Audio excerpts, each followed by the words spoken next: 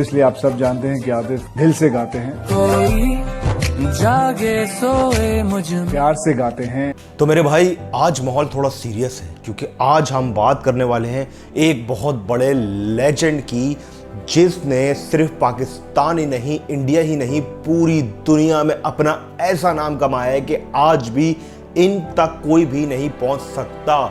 मतलब उस शोबे में, जिस शोबे में ऑलरेडी इतना ज़्यादा कंपटीशन हुआ करता था और आज भी इतना ज़्यादा कंपटीशन है, लेकिन ये वो वाहिद बनता है जिसको आज तक कोई टच नहीं कर सकता, कोई कंपटीशन नहीं दे सका। इस बंदे का नाम है आतिफ असलम द लेजेंड, जो कि एक पाकिस्तानी सिंगर है, बट पूरी दुनिया इनको बहुत अच्छे तरीके से जानती है। It was good. आतिफ, मुझे उसकी आवाज़ पहले से ही बहुत पसंद रही है। जज्बातों को प्रेजेंट करने में बहुत अच्छी तरह वो माहिर प्लेबैक सिंगर है। तो भाई आतिफ असलम ने बहुत ही कम उम्र में जो है वो गाना गाना शुरू किया, लेकिन इनके पास इतना पैसा नहीं था कि अपना गाना लॉन्च करें।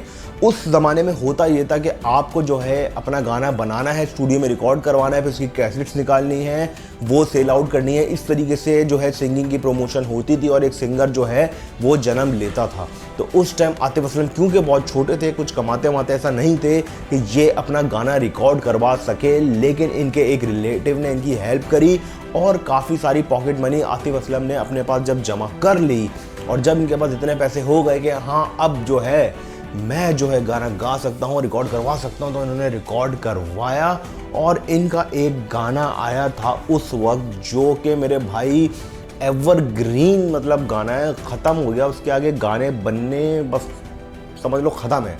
तो वो ऐसा गाना था और उस गाने का नाम था आदत। आप सबको पता है कि आदत आतिफ असलम का one of the best song में से ऐसा है, मतलब समझने को यार 15-20 साल, कितने साल हो गए इस गाने को आए हुए, लेकिन आज भी हम ये गाना सुनते हुए आ रहे हैं और हमें बिल्कुल भी बुरा नहीं लग रहा है। फिर आतिफ असलम पाकिस्तान में मशहूर तो हुए, लेकिन उनको उतनी इज्जत नहीं मिली एज ऑलवेज, जैसे पाकिस्तानी जो है अपने बंदों को उतनी इज्जत कभी भी नहीं देता जितने बाहर वाले हमें दे देते हैं। तो हुआ ये कि जब आतिफ असलम ने 1-2 गाने गाए, उसके बाद उनको डायरेक्ट इंडिया से कॉल आई यशराज की कि भाई तुम इधर आ जाओ, क्योंकि वो इंडिया जो है ना, उसकी एक बात अच्छी है कि वो टैलेंट पकड़ता तो टाइट है। तो उसने वो टैलेंट पकड़ा और डायरेक्ट आतिफ असलम को all the way from India बुला लिया और वहाँ जाके आतिफ ने अपने आदत का दूसरा वर्जन गाया और वो लम्हे।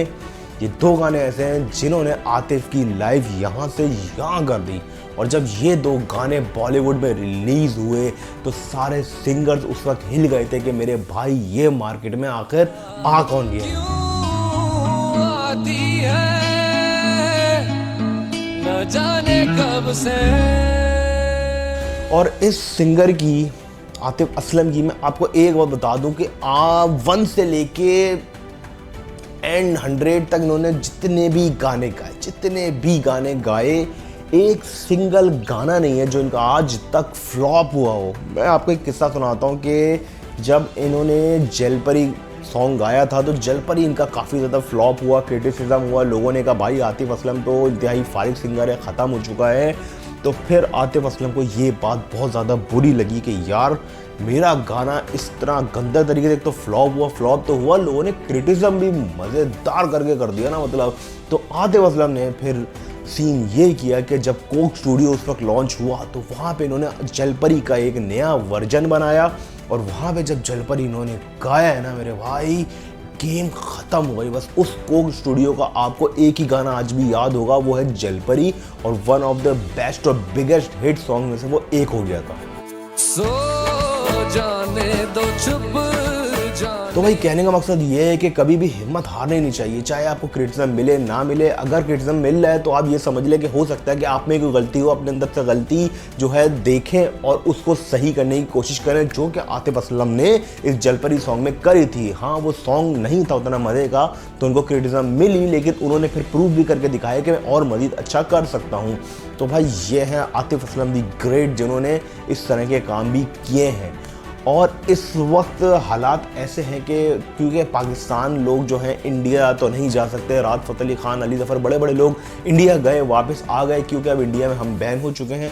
बट आज भी आतिफ असलम को वो नहीं छोड़ रहे हैं। आतिफ असलम आज भी इंडिया के लिए भी गाने गा रहे हैं। वो हर जगह लंदन, अमेरिका, ऐसी कोई जगह नहीं है जहां आतिफ असलम इस वक्त नहीं छाए हुए। भले अगर इंडिया को कोई सॉन्ग रिकॉर्ड करवाना वो इंडिया नहीं आ सकते तो वो दुबई जाके सॉन्ग रिकॉर्ड करवा देते हैं, लेकिन आतिफ असलम से वो गाना गवाते हैं क्योंकि उनको भी पता है कि अगर आतिफ असलम ने गाना गा लिया तो ये गाना इनका कभी भी फ्लॉप जा ही नहीं सकता, चाहे भाई आप कुछ भी कर लो।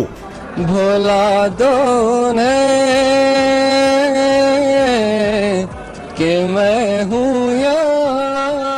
अच्छा, एक बात है कि आतिफ असलम ने एक बार कहा था कि भाई इंसान मरने के बाद जो है लेजेंड बनता है, पाकिस्तान का तो यही उसूल और दस्तूर है। लेकिन मैं अगर बोलूँ तो यार आतिफ असलम जो है ना हमारे लेजेंड हैं, माना कि भाई शुरू से नहीं थे, लेकिन आज इस वक्त अगर लिविंग लेजेंड्स की मैं बात करूँ ना तो उनमें से आतिफ असलम एक होंगे। लोग बस यही सोचते हैं कि यार नहीं यार इतना बड़ा सिंगर नहीं है, इसकी तो आवाज़ ऐसी है वो ऐसी है, बट ऐसा कुछ भी नहीं है मेरे भाई। आतिफ असलम का आप रिकॉर्ड चेक कर लो, मतलब ऐसा रिकॉर्ड शायद ही किसी सिंगर का हो। किसी 80s 90s के सिंगर्स के ऐसे रिकॉर्ड्स होते थे जब एक के बाद एक गाना वो हिट फेंका करते थे, लेकिन आज के दौर में अगर आप कंपेयर कर लो तो एक वाहिद सिंगर नहीं है जो आतिफ असलम को इतना सा भी टच कर सकता हो। और वाहिद इन्हीं के गाने होते हैं कि सिर्फ इन्हीं पे अच्छे लगते हैं, दूसरा कोई गा ले तो वो गाने का बेड़ा गर्क लगता है।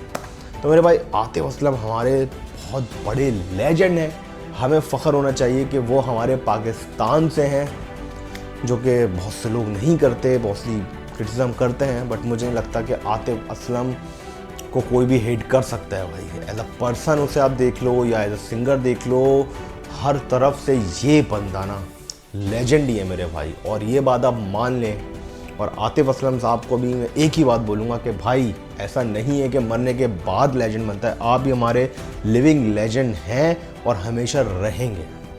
तो मेरे भाई आज के लिए इतना ही, फ़िलहाल के लिए अल्लाह हाफ़िज़। I told Atif to sing Geru actually. That I'm the biggest fan of Atif Aslam. I'm a big fan of Atif Aslam ji. Atif is an absolutely fantastic singer and